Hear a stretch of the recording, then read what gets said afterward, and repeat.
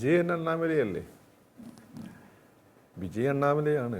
അണ്ണാമല കുറച്ച് മുമ്പ് ഈ തീരുമാനം എടുക്കാത്തതുകൊണ്ടാണ് വിജയ് ഇപ്പോൾ മുഖ്യമന്ത്രി ആയിരിക്കുന്നത്. വിജയ് ചെയ്ത വേഷങ്ങളിലൂടെയാണ് വിജയ് ഹീറോ. ഇമേജാണ്. അതെ, റിയൽ ഹീറോ അണ്ണാമലയാണ്. സിംഗം അണ്ണാമല എന്നാണ് അങ്ങനെ വിളിച്ചുകൊണ്ടിരുന്നത്, പോലീസ് ഓഫീസറായിരുന്നു. BJP എന്നുള്ള സാധനം അദ്ദേഹത്തിൻ്റെ കഴുത്തിൽ കിടന്ന കുരിശായിരുന്നു. കുരിശ് കണ്ടാൽ ചെറുത്താമാർ എടുക്കില്ലല്ലോ. ഈ അണ്ണാമലയെ വരുന്നു, അദ്ദേഹത്തിന് BJP എന്നുള്ള കുരിശും കൂടി കാണുമ്പോൾ അവർ മാറിക്കളയും. BJPനോടൊരു നെഗറ്റീവ് സാധനം ഓൾറെഡി അതിശക്തമായി ഉണ്ടാക്കി വെച്ചിട്ടുണ്ട്. ഒരു രക്ഷകനെ തേടി, എന്നാൽ രക്ഷകൻ ഫേക്ക് ആയിരുന്നു എന്നൊരു ഫീൽ ആളുകൾക്ക് അടുത്ത് താമസിയാതെ വരും. ഇപ്പം തന്നെ വന്നു തുടങ്ങിയിട്ടുണ്ടോ അവിടെ ഹിന്ദുക്കളായ ആളുകൾക്ക്. അവിടെയാണ് ദ റിയൽ ഹീറോ ഈ കുരിശ് വലിച്ചെറിഞ്ഞ് വരുന്നത്. അണ്ണാമലയ്ക്ക് അതല്ല, ഈ തീ മാത്രമല്ല, തീയിനെ പ്രൊട്ടക്ട് ചെയ്താണ് അയൺ ബാരിയർ ഉണ്ട്. ഓക്കെ, അത് അദ്ദേഹത്തിൻ്റെ സ്വന്തമാണ്. എന്ത് കൊടുങ്കാറ്റ് വന്നാലും അത് കത്തിക്കൊട്ടേ.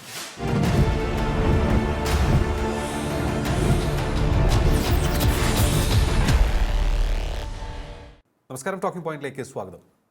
BJPയുടെ പടിക്ക് പുറത്തേക്ക് കടന്ന അണ്ണാമലൈ കൂടുതൽ സജീവമായ, കൂടുതൽ മൂർച്ചയുള്ള, കൂടുതൽ പേരെ സ്വാധീനിക്കുന്ന രാഷ്ട്രീയക്കാരനായി മാറിക്കൊണ്ടിരിക്കുകയാണ്. അതാണെന്ന് ടോക്കിംഗ് പോയിന്റ് ചർച്ച ചെയ്യുന്നത്. നമ്മോടൊപ്പം ചേരുന്നു രാഷ്ട്രീയ നിരീക്ഷകൻ ശ്രീ ഫക്രുദ്ദീൻ അലി. നമസ്കാരം. ടോക്കിംഗ് പോയിന്റിലേക്ക് സ്വാഗതം.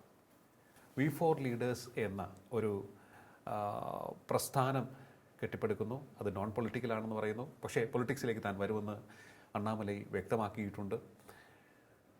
പക്ഷേ നമ്മൾ അത്ഭുതപ്പെടുത്തിക്കൊണ്ടുള്ള ഒരു കാര്യം എന്ന് പറയുന്നത്, വളരെ ചെറിയ സമയം കൊണ്ട്, അത് വെറും ഓർഗാനിക്കാണെന്ന് ഓർക്കുക, 15 ലക്ഷത്തോളം ആൾക്കാരാണ് ഇതിനകം തന്നെ ആ സംഘടനയിൽ അംഗമായിരിക്കുന്നത്. എന്ത് തോന്നുന്നു, അണ്ണാമലൈ ഒരു കൊടുങ്കാറ്റായി മാറുമോ? വിജയ്ക്ക് ഭീഷണിയാണോ? ഒരു അത്ഭുതമില്ല. ഉറപ്പാണ്. വിജയൻ അണ്ണാമലയല്ലേ? വിജയ് അണ്ണാമലയാണ്. അണ്ണാമല കുറച്ച് മുമ്പ് ഈ തീരുമാനം എടുക്കാത്തതുകൊണ്ടാണ് വിജയ് ഇപ്പോൾ മുഖ്യമന്ത്രി ആയിരിക്കുന്നത്. കാരണം എന്ന് വെച്ചാൽ, ഞാൻ നിങ്ങളെ പറഞ്ഞു പോകുന്നുണ്ടോ, ഇതിന് 6 വർഷം അതേ ഞാനാണ് പറഞ്ഞത് തമിഴ്നാട്ടിൽ മാറ്റം വരുന്നു എന്നുള്ള കാര്യം. ഞാൻ ആവർത്തിച്ചത് ഞാനാണ് പറഞ്ഞിട്ടുള്ളൂ, ഒരുത്തരും പറഞ്ഞിട്ടില്ല. മറ്റേ കൈരളി TVയുടെ ആർക്കൈവ്സിലുണ്ടോ, നിങ്ങൾ ഡിലീറ്റ് ചെയ്തില്ലെങ്കിൽ പോയി കണ്ടോ. അപ്പം അതിനൊരു കാരണം ഞാൻ പറഞ്ഞിട്ടുണ്ട്. അവിടുത്തെ ജനങ്ങൾ, especially youth, they are craving for a change. ആ ചേഞ്ച് എങ്ങനെ ആയിരിക്കണം? ദ്രവീഡിയൻ ആയിരിക്കണം. ആ ദ്രവീഡിയൻ അണ്ടർ കറണ്ട് വേണം. അതേസമയം തന്നെ നെപ്പോട്ടിസം പാടില്ല, അഴിമതി പാടില്ല, എന്നാൽ നാഷണലിസ്റ്റിക് ആയിരിക്കണം. ഇന്ത്യയിൽ നിന്ന് മാറിക്കാൻ അവർ ആഗ്രഹിക്കുന്നില്ല. ഇന്ത്യയുടെ ഭാഗം, ഇന്ത്യയിൽ മാറിക്കാൻ ആഗ്രഹിക്കുന്നത് ഇതിനിടെ കളിക്കുന്ന ഇവാഞ്ചലിസ്റ്റുകളാണ്. ഓക്കെ, ഇവാഞ്ചലിസ്റ്റുകൾ കുടുംബത്തിൽ നിന്ന് ഓരോരുത്തരെ പിടിച്ച്, അല്ലെങ്കിൽ ഡിസ്റ്റൻ്റ് റിലേറ്റീവിനെ കൺവേർട്ട് ചെയ്യുന്നവർ കണ്ടുകൊണ്ടിരിക്കുകയാണ്. അപ്പോൾ അതിന് ഏറ്റവും കൂടുതൽ സപ്പോർട്ട് ചെയ്തത് DMK ആണ്. ADMK അതിനെതിരായിരുന്നു. ഒരു ഹിന്ദുത്വ അല്ലെങ്കിൽ ഒരു നാഷണലിസ്റ്റ് ലൈനാണ് ADMK പോയിക്കൊണ്ടിരുന്നത്. പക്ഷേ ADMKയ്ക്ക് ഒരു പരിധി കൂടുതൽ ഒന്നും ചെയ്യാൻ പറ്റില്ലായിരുന്നു. അപ്പം മാറ്റം വേണം. ആ മാറ്റം കൊണ്ടുവരുന്നത് എങ്ങനെയാണ്? അത് നാഷണലിസ്റ്റിക് ആയിരിക്കണം. അവർ ലോക്കൽ ട്രഡീഷനൊക്കെ ഉണ്ട്. ഇവന്മാർ എന്താ, ഇവാഞ്ചലിസ്റ്റുകൾ എന്താ ചെയ്യുന്നത് വെച്ചാൽ, നിങ്ങൾ ലോക്കൽ ഡേറ്റിൻ്റെ തൊട്ടടുത്ത് തന്നെ കുരിശും കൊണ്ടുവരും. 2 തലമുറ കഴിയുമ്പോഴേക്ക് ഈ കുരിശിനടുത്ത് മാറ്റി മറ്റേ ഡേറ്റിനെ അടിച്ചു പൊട്ടിച്ചറിയും. ഇങ്ങനെ സംഭവമുണ്ട്. 2, അവിടെയുള്ള നെപ്പോട്ടിസം. തമിഴ് രാഷ്ട്രീയത്തിൽ നിങ്ങൾ ഈ പറയുന്നതിൻ്റെ തമിഴ്നാട്ടിൽ റോഡുകൾ നന്നായി അവിടെ വെയിൽ മഴ ഇല്ലാത്തതുകൊണ്ടാണ്. അതുകൊണ്ട് അവിടെ നല്ല റോഡായിരിക്കും. മഴയുള്ള സ്ഥലത്തുള്ള കാര്യങ്ങൾ നിങ്ങൾ പിന്നെ തിരുവനന്തപുരത്തേക്കാളും കഷ്ടമാണ് മദ്രാസിലെ സ്ഥിതി. അവിടെ തമിഴ്നാട്ടിൽ അങ്ങനെ കേരളത്തെ അപേക്ഷിച്ച് ഒരു സംഭവമില്ല. തൊഴിലാളികൾക്ക് ശമ്പളം വളരെ കുറവാണ്. മനസ്സിലായില്ലേ? സ്കൂളുകളൊന്നും നമ്മളിവിടെയുള്ള ഫെസിലിറ്റീസ് ഇല്ല. റോഡുകൾ, ഉൾനാട്ടിലേക്ക് റോഡുകൾ ഭയങ്കര തല്ലിപ്പൊളിയാണ്. ഇതാണ് തമിഴ്നാട്ടിലെ അവസ്ഥ. പിന്നെ ദളിത് പെൺകുട്ടീനെ കല്യാണം കഴിച്ചാൽ ആൺകുട്ടീനെ കഴിച്ചാലോ ആ കല്യാണം കഴിച്ചവനെ ആ പെൺകുട്ടീനെ ഉയർന്ന ജാതിക്കാരെന്ന് വെട്ടിക്കൊല്ലു. ഇത് കേരളത്തിൽ സംഭവിക്കുന്നില്ലല്ലോ. ഇത് നിങ്ങൾ തമിഴ് മോഡലിൽ നിന്ന് പറയും, ഒരു ചുക്കില്ല അവിടെ. അപ്പം അവിടെ they are craving for a change. ആ ചേഞ്ച് കൊണ്ടുവരുന്നു എന്ന് വിജയ്ക്ക് ഫീൽ ചെയ്യിക്കാൻ കാരണം വെച്ചാൽ, അതിശക്തമായ അണ്ണാമലൈ ദ്രവീഡിയൻ മൂവ്മെൻറ്റിനെ പൊളിച്ചു കളഞ്ഞു. അവരുടെ അഴിമതിയൊക്കെ പുറത്തു കൊണ്ട് നെപ്പോട്ടിസത്തിനെതിരെ അദ്ദേഹം നടത്തിയ യാത്രയുണ്ട്. അതെ അതെ. പക്ഷേ BJP എന്നുള്ള സാധനം അദ്ദേഹത്തിൻ്റെ കഴുത്തിൽ കിടന്ന കുരിശായിരുന്നു. കുരിശ് കണ്ടാൽ ചെറുത്താമാർ എടുക്കില്ലല്ലോ. ഈ അണ്ണാമലയെ വരുന്നു, അദ്ദേഹത്തിന് BJP എന്നുള്ള കുരിശും കൂടി കാണുമ്പോൾ അവർ മാറിക്കളയും. BJPനോടൊരു നെഗറ്റീവ് സാധനം ഓൾറെഡി അതിശക്തമായി ഉണ്ടാക്കി വെച്ചിട്ടുണ്ട്. അവർ കറുപ്പിനെതിരാണ്, അവർ തമിഴനെതിരാണ്, ഒരു ബ്രാഹ്മണിക്കൽ അത് അവരും കുറച്ച് ശക്തിപ്പെടുത്തി. ഈ 3 ഭാഷ അടിച്ചേൽപ്പിക്കേണ്ട ആവശ്യമില്ല. പിന്നെ 2, ആ കേളാടി എന്ന ഒരു ഇത് നടക്കുന്നുണ്ട്, ഖനനം. അത് പ്രത്യേകിച്ച് വലിയ പ്രശ്നമൊന്നും ഉണ്ടാക്കുന്നതല്ല. അത് ഹരപ്പൻ സിവിലൈസേഷൻ്റെ അത് കണ്ടംപററീസ് ആണ്, ഒരേ സ്ഥലത്തുള്ളതാണ്. അത് എന്ന് മാത്രമാണ് നമുക്ക് ഇതുവരെ തെളിവ് കിട്ടിയിട്ടുള്ളൂ. അതിന് മുമ്പുള്ളതാണ്, തുടക്കം ഇടുന്നൊന്നുമില്ല. അപ്പോൾ അത് ഇവർ മണ്ണിട്ട് നശിപ്പിക്കാൻ ശ്രമിച്ചു. ജയലളിത പിന്നെ BJP ആണെന്നൊക്കെ പറഞ്ഞിട്ടുള്ള ഒരു സാധനം, കോൺഗ്രസ്. അപ്പം തമിഴിൻ്റെ ഉള്ളിൽ ഇവന്മാർ നമ്മളെ നശിപ്പിക്കുമെന്നുള്ളൊരു ഫീൽ വന്നു.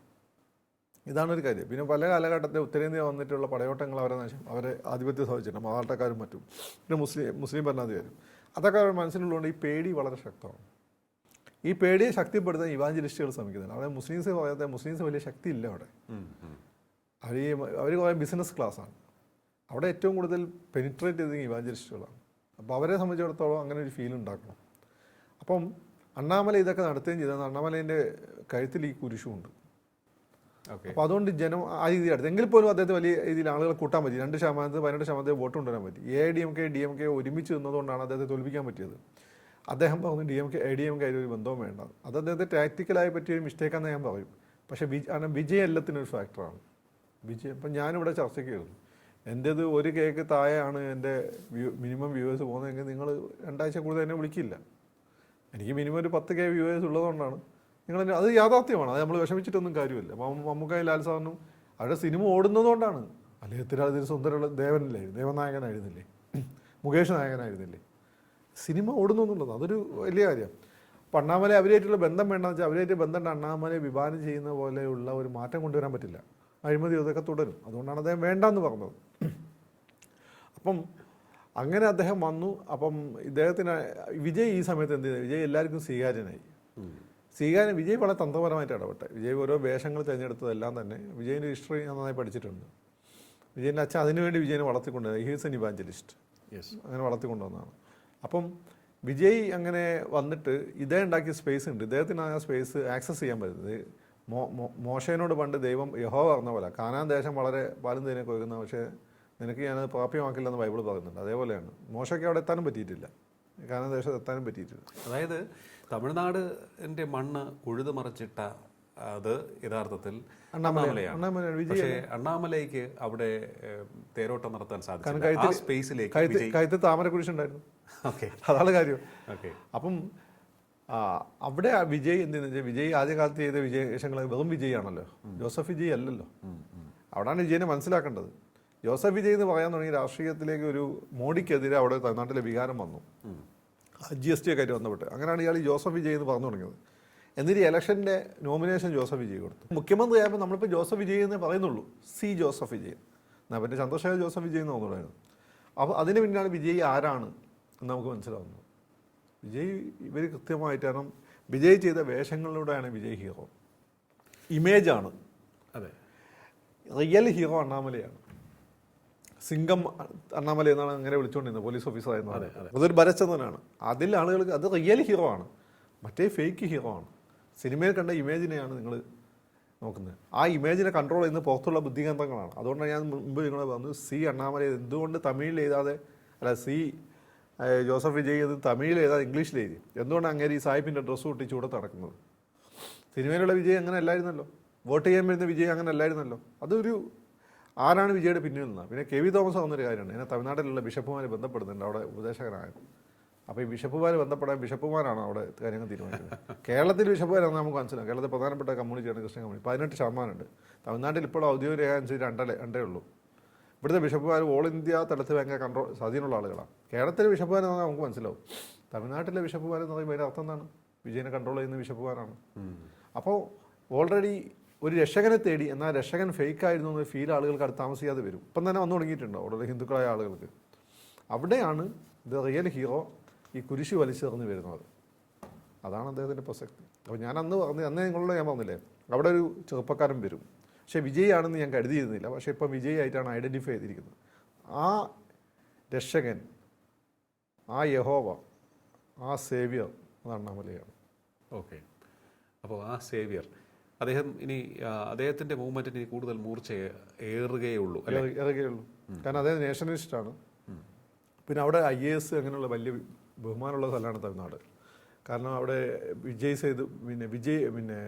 വിജയകാന്ത് എങ്ങനെ വലിയ ആളായത്? വിജയകാന്തിൻ്റെ സേതുപതി IPS പോലെയുള്ള, ക്യാപ്റ്റൻ പ്രഭാകരൻ പോലെയുള്ള സിനിമകളാണ്. അതുപോലെ സൂര്യയുടെ കാക്ക പോലെയുള്ള സിനിമകൾ, സിംഹം പോലെയുള്ള സിനിമകൾ. ഈ വിജയൻ എങ്ങനെയാണ് ഇത്രയും വലിയ പവർഫുൾ നടനായത്? പോലീസ് വേഷങ്ങളാണ്, IPS ഈ വേഷങ്ങളാണ്. അപ്പോൾ IPS അവിടെ ഒരു ആരാധനയുണ്ട്. ഇന്ത്യയിൽ ഇപ്പം തന്നെ IPS എക്സാമിനേഷൻ ഏറ്റവും കൂടുതൽ മാർക്ക് ചെയ്ത് ത്യാഗരാജൻ തമിഴ്നാട്ടുകാരനാണ്. തമിഴ്നാട് കേരള ഉദ്യോഗസ്ഥനാണ് ത്യാഗരാജൻ. അപ്പോൾ അവർക്ക് അങ്ങനെ ഒരു ബഹുമാനമുണ്ട്. അവിടെ റിയലി ഇൻസ്പയറിംഗ് ആണ് ആര്? അണ്ണാമലൈ. വിജയ് ഇങ്ങനെ കുറച്ച് ഈ മദ്യം നിരോധിച്ച് ഇങ്ങനെയുള്ള ഒരു ഘട്ടത്തിൽ നമുക്ക് വിജയ്ക്ക് മുന്നോട്ട് പോകാൻ പറ്റാതെ വരും, അല്ലെങ്കിൽ വിജയ് എക്സ്പോസ്ഡ് ആവും. ഇപ്പം തന്നെ സാന്തിയാഗോ മാർട്ടിനാണ് ഭരിക്കുന്നതെന്നുള്ള സാധനം വന്നിട്ടുണ്ട്. കുറച്ച് കഴിയുമ്പോൾ അത് കുറച്ചുകൂടി എക്സ്പോസ്ഡ് ആവും. അല്ല ഇതിപ്പോൾ പിന്നെ വേറൊരു കാര്യമുണ്ട്, ഈ ഭരണം മുന്നോട്ട് കൊണ്ടുപോകണം, ഭരണം അറിയണം. ഒരു IPS തന്നെ ഭരണം അറിയാം. ഇത് വിജയ്ക്ക് അറിയില്ല. വിജയ് കൂടെ ഉപദേശിക്കുന്നേ ഉള്ളൂ. വിജയനോട് പൊളിറ്റിക്കൽ ക്വസ്റ്റ്യൻ ചോദിച്ചാൽ വിജയ് എന്നാൽ ജോണിനോട് കേളുന്നത്, ഒരു ജോൺ ഉണ്ടായിരുന്നു ഉപദേശകൻ, എന്നാണ് ചോദിച്ചുകൊണ്ടിരുന്നത്. അപ്പോൾ വിജയിനെ ഈ പിണറായിനെ കൊണ്ട് വന്ന ആളുകൾ വന്ന പോലെയാണ്. പിണറായിക്ക് സഹകരണ വകുപ്പ് MP കൈകാര്യം ചെയ്യുന്നത് അറിയാം. ബാക്കി വകുപ്പുകളുടെ കാര്യം വന്നാൽ ആരെങ്കിലും മുപ്പര് ഡിപ്പെൻഡ് ചെയ്യും. ഈ ഡിപ്പെൻഡ് ചെയ്യുന്നതിന് മുപ്പരെ മിസ്ലീഡ് ചെയ്യാൻ എളുപ്പമാണ്. അതേപോലെ വിജയിനെ മിസ്ലീഡ് ചെയ്യാൻ വളരെ എളുപ്പമാണ്. എക്സ്പീരിയൻസ് ഇല്ലാത്തതുകൊണ്ട്. എക്സ്പീരിയൻസ് മാത്രമല്ല, വിജയ് ഓൾമോസ്റ്റ് ലൈക്ക് എന്താണ് നെപ്പോക്കിഡാണ്. അതുകൊണ്ട് ചിലപ്പോൾ അവിടെയാണ് പിന്നെ ഈ ഫേക്ക് ഹീറോയും റിയൽ ഹീറോയും തമ്മിലുള്ള പ്രശ്നം വരാൻ പോകുന്നത്. ഓക്കെ, അപ്പോൾ ഇതൊരു റിയൽ ഹീറോയാണ്. നിങ്ങൾ കേരളത്തിൽ തന്നെ നോക്കിയാൽ മതി, അണ്ണാമലയ്ക്ക് ഫാൻസ് വളരെ ഹ്യൂജാണ് ഇവിടെ. കേരളത്തിൽ ഒട്ടേറെ പേർ ഇത് ഈ വിജയിൻ്റെ ഫാൻ പോലെ പയ്യന്മാരല്ല. വിജയിൻ്റെ ഫാൻ നാളെ മാറി പോകുന്ന പയ്യന്മാരാണ്. അതുപോലല്ല, വളരെ സീരിയസ് ആയിട്ടുള്ള ഫാൻസ് ഉണ്ട് കേരളത്തിൽ. അല്ല ഇതിപ്പോൾ ഇനിയിപ്പോൾ ഏത് തരത്തിലുള്ള അടുത്ത തെരഞ്ഞെടുപ്പിൽ മത്സരിക്കും അണ്ണാമലൈ എന്നാണ് പറയുന്നത്? രജനീകാന്തിന്റെ സപ്പോർട്ട് ഉണ്ടാവുന്ന കേൾക്കുന്നത്. വിജയ് രജനിയായിട്ട് ഭയങ്കര, പിന്നെ രജനി നാഷണലിസ്റ്റ് ദ്രവീഡിയനുമാണ്. അദ്ദേഹം ഒരു ഹിന്ദുവാണ്. അദ്ദേഹത്തിൻ്റെ സ്വഭാവം വെച്ച് അദ്ദേഹം വികാരജീവിയാണ്.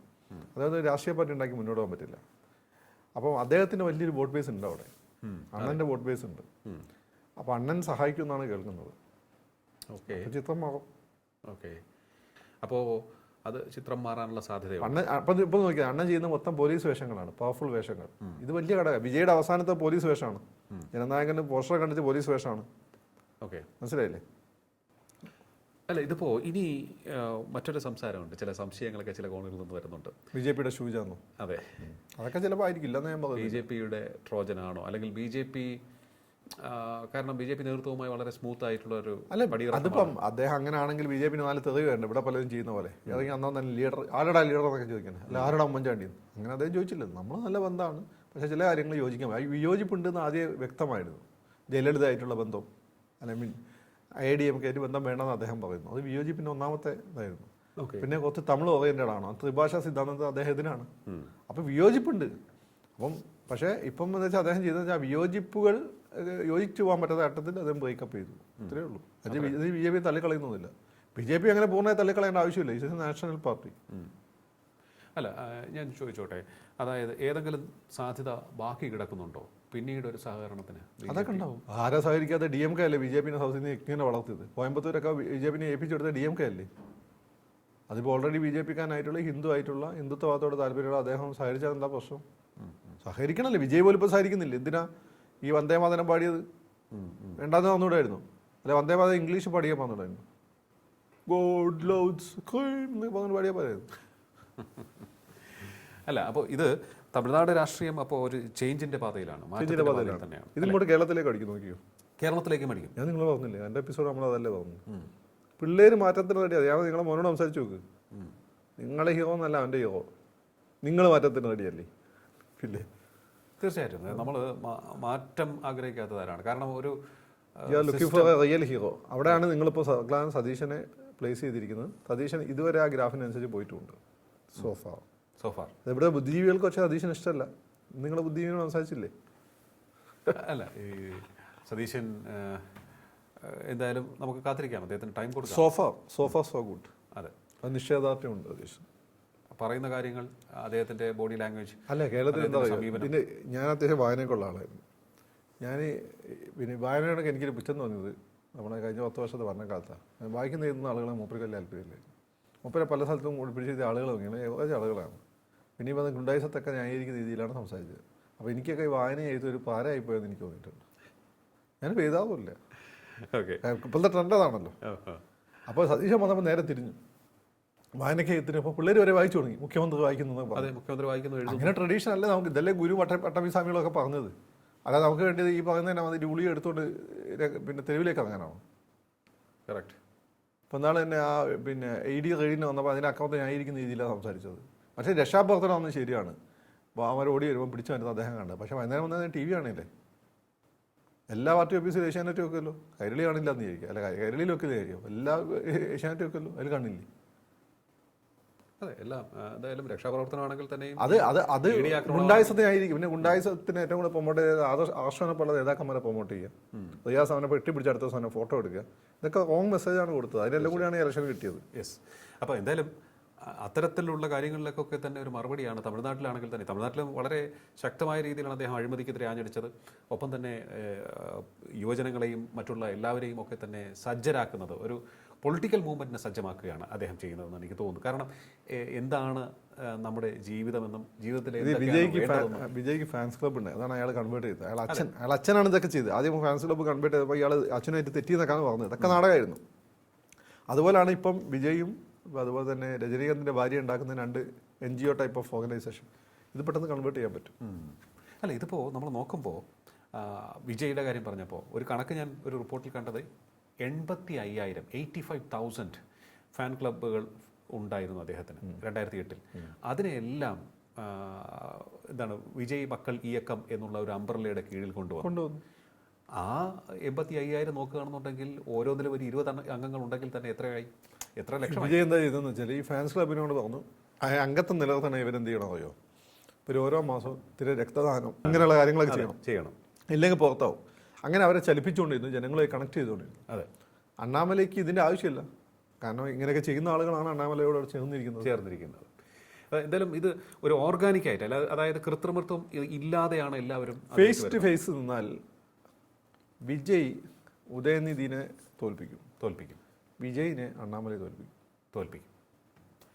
ഓക്കെ, അതാണ് നമുക്ക് ചുരുക്കം ഇപ്പോൾ പറയാൻ സാധിക്കുന്നത് അല്ലേ. അത് ഒരു നമുക്ക് പലപ്പോഴും പല നേതാക്കളുടെയും കാര്യം. അല്ല, ഇനി അങ്ങോട്ട് വരാൻ പോകുന്നത് അമേരിക്കൻ ഇലക്ഷൻ പോലെ പ്രസിഡൻഷ്യൽ ഡിബേറ്റ് ഒക്കെ വരും. അതില്ലെങ്കിൽ കണക്ട് ചെയ്ത് സംസാരിക്കാനും പറ്റില്ല. അണ്ണാമലയുടെ മുന്നേ വിജയ് തോറ്റ് മുന്നേ പാടും. അതെ, എല്ലാ കാര്യങ്ങൾക്കും കൃത്യതയോടെ ക്ലാരിറ്റിയുള്ള മറുപടിയാണ് അദ്ദേഹം തരുന്നത്. മറ്റേ ഡയലോഗ് മാത്രമല്ല, എൻ്റെ മുഖം ശരിയായില്ല അതുകൊണ്ട് ഞാൻ അവനെയും കൊള്ളില്ല എന്ന് തോന്നുന്നു, വെട്രി അമ്മായി ഡയലോഗ് അല്ല. അതെ, വിത്ത് ഫാക്ട്സ് ആൻഡ് ഫിഗേഴ്സ് ആണ് അവിടെ വിജയ് വേർക്കും. നിയമസഭയിൽ തന്നെ നോക്കിയോ, മര്യാദയ്ക്ക് ഒരു പ്രതിപക്ഷം വന്നാൽ വിജയ് വേർക്കും. ഓക്കെ, നിപ്പോക്കിടിൻ്റെ സകല പ്രശ്നം വിജയ്ക്കുണ്ട്. അത് കൃത്യമായി അതിനെ ടോപ്പിൾ ചെയ്യാൻ പറ്റിയ ഒരു സ്ട്രെങ്ത് ഇദ്ദേഹത്തിനുണ്ട്. മൾട്ടി ഫേസഡായ ഉള്ളിലൊരു പവർ ഉണ്ട് അയാൾക്ക്. വിജയുടെ ഉള്ളിൽ തീയുണ്ട്, പക്ഷേ അത് ഒരു കാറ്റടിച്ചാൽ ചിലപ്പം കെട്ടും. കാരണം ഈ തീനെ പ്രൊട്ടക്ട് ചെയ്യുന്നത് ഈ പറയുന്നത് പോലെ ഇവാഞ്ചലിസ്റ്റുകൾ ഇയാളുടെ അച്ഛനുമാണ്. പക്ഷെ അണ്ണാമലയ്ക്ക് അതല്ല, ഈ തീ മാത്രമല്ല, തീനെ പ്രൊട്ടക്ട് ചെയ്താണ് അയൺ ബാരിയർ ഉണ്ട്. അത് അദ്ദേഹത്തിൻ്റെ സ്വന്തമാണ്. എന്ത് കൊടുങ്കാറ്റ് വന്നാലും അത് കത്തിക്കൊണ്ടേയിരിക്കും. സർവ്വം നശിച്ചാലും അണ്ണാമലയിൽ നിന്ന് കത്തും. അപ്പോൾ തമിഴ്നാട് രാഷ്ട്രീയത്തെ മാറ്റിമറിക്കാൻ പോകുന്ന, തമിഴ് മക്കളെ ഒപ്പം നിർത്താൻ പോകുന്ന കരുത്തുള്ള ആളാണ്, വീക്ഷണം ഉള്ള ആളാണ്, അതായത് ദീർഘവീക്ഷണമുള്ള ആളാണ്, ഫോക്കസ്ഡ് ആയിട്ടുള്ള റിയൽ ഹീറോ. ഈ സഫാരിക്കാരൻ്റെ പരസ്യം പോരാ, എല്ലാവരും ഹീറോ ആയിരുന്നു, എല്ലാവരും രാജാവായിരുന്നു. റിയൽ രാജാവ് വരുന്നവരെ ഇപ്പോൾ റിയൽ രാജാവ് വന്നു കഴിഞ്ഞു, അവൻ വന്നിരിക്കുന്നു. യെസ്, അതാണ് ദ റിയൽ ഹീറോ. അണ്ണാമലൈ വന്നു കഴിഞ്ഞു. ഇനി അങ്ങോട്ട് നമുക്ക് ഉറ്റുനോക്കാം. ആ ഓരോ ചുവടുവയ്പ്പിലും ജനങ്ങൾക്കൊപ്പം നിൽക്കുന്നതിൻ്റെ സ്പന്ദനമുണ്ടാകും, അവരെ ചേർത്ത് നിൽക്കുന്ന ഒരു കെയറിങ് ഉണ്ടാകും, ദീർഘവീക്ഷണം നാടിൻ്റെ വികസനത്തിന് വേണ്ടി ഉണ്ടാകും. വികസനം എന്നുള്ളത് ഏതെങ്കിലും കോർപ്പറേറ്റുകൾക്ക് വേണ്ടി മാത്രമായിരിക്കില്ല. എല്ലാവരെയും ഒരുമിച്ച് ഒരേ കണ്ണോടെ ഒരേ മെയ്യോടെ ഒരുമിച്ച് മുന്നോട്ട് നയിക്കുന്ന ഒരു നേതാവ്, ജനങ്ങളുടെ നേതാവ്, റിയൽ ഹീറോ വന്നു കഴിഞ്ഞു. അതാണ് അണ്ണാമലൈ എന്നാണ് ഫക്രുദ്ദീനിൽ പറഞ്ഞിരിക്കുന്നത്. കാത്തിരുന്ന് കാണാം നമുക്ക്. കാരണം നാടിന് വേണം യഥാർത്ഥ ഹീറോസിനെ. വളരെയധികം നന്ദി ഇത്രയും സമയം ടോക്കിംഗ് പോയിന്റുമായി സംസാരിച്ചത്. ടോക്കിംഗ് പോയിന്റ് ഈ അധ്യായം ഇവിടെ പൂർണ്ണമാകുന്നു. ഇനി അടുത്ത എപ്പിസോഡ് കാണാം. നമസ്കാരം.